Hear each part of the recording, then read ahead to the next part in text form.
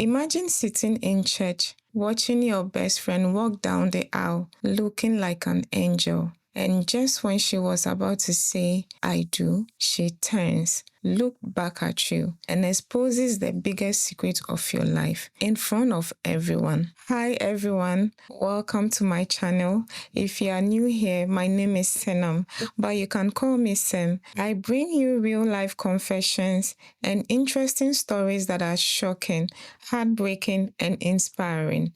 If you love stories that touch the soul, let's be friends. And don't forget to like, subscribe, and turn on your notification bell so you never miss a story. Let's dive right in.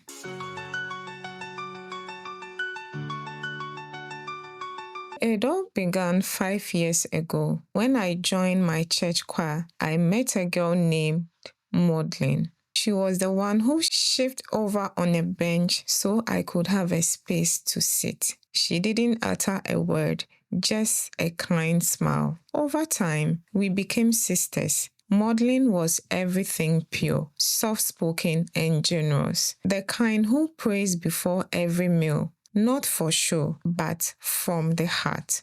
She would see you admiring a dress in the market and the next day bring it to you as a gift. That's who she was. Then came Kingsley, Maudlin's man. He worked at a bank, always wore a neat shirt, spoke gently, respected his mother and everyone around him.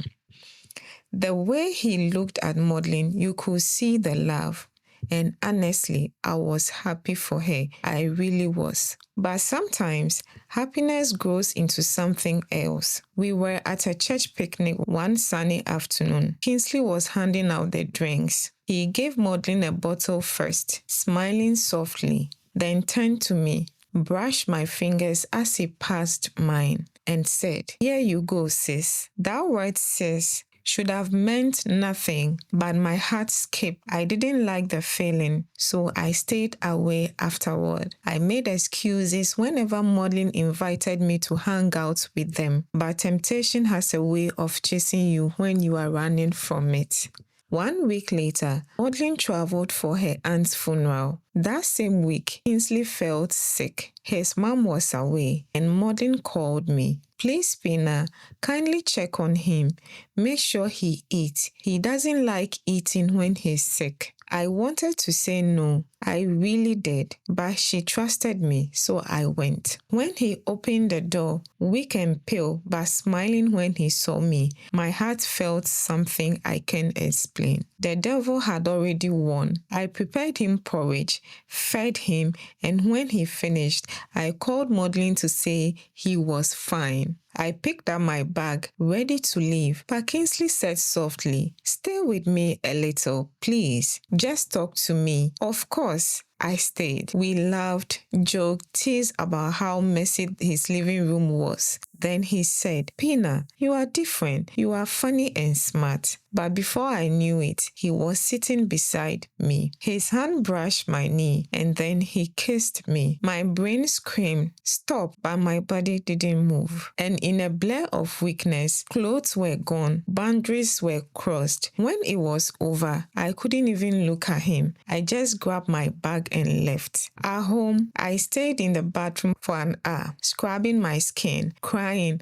I felt dirty, and yet I couldn't stop replaying it. That night, Kingsley's messages lit up my phone. Last night shouldn't have happened. I know, but the truth is, I can't stop thinking about you. And that was the beginning of the end. I told myself I would stop, but each time I tried, he would call again. "Let's talk," just a talk. But talking turned to touching. Touching turned to routine. Sundays after service, weeknights, when Maudlin was home alone, he would say to me, "You are my peace. I can breathe with you." And I believed him. Meanwhile, Maudlin was still being Maudlin, praying for me, fasting for me when I said I was stressed. One day, she smiled and said, "You will be my maid of honor when I get married." My stomach dropped. I smiled back and said, Of course, few weeks later, Modern invited me to a small dinner, just family and close friends. I helped her cook, danced with her in the kitchen, laughed like nothing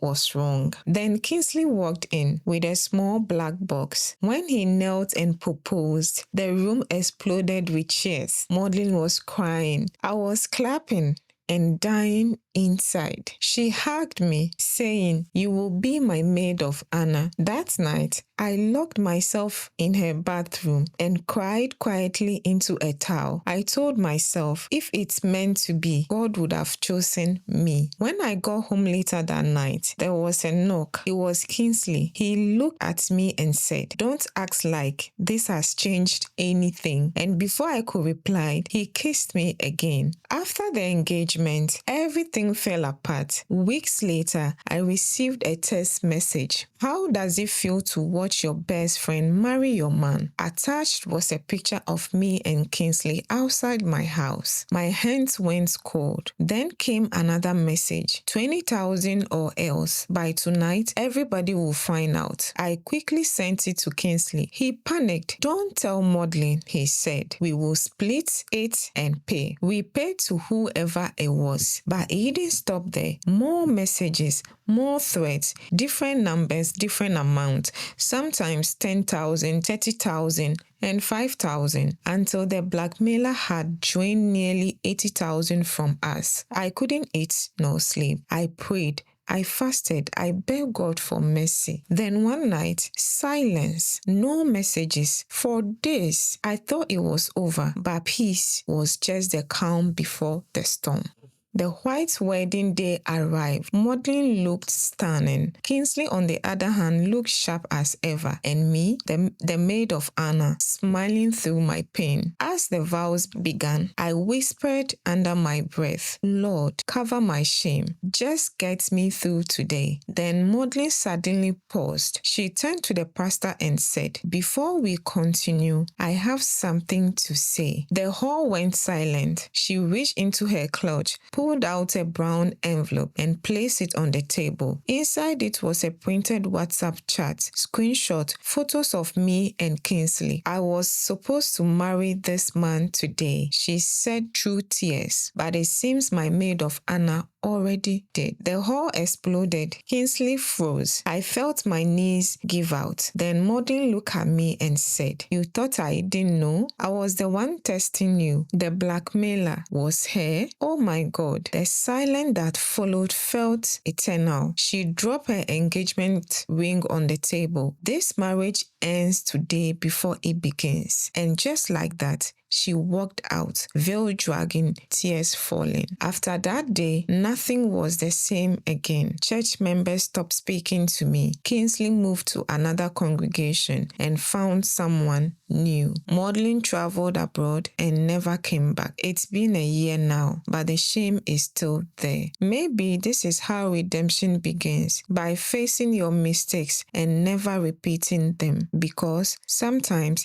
it seems the devil doesn't have to tempt you. You walk right into his trap all by yourself. Wow, what a story. Honestly, I don't even know who to feel sorry for, Maudlin or the friend. Tell me what you think in the comments. Was it truly temptation or it was a choice? If you are still watching, hit that like button, subscribe, and share this story to your friends. Not every smile is innocent. Trust no one. Stay blessed and see you in the next video.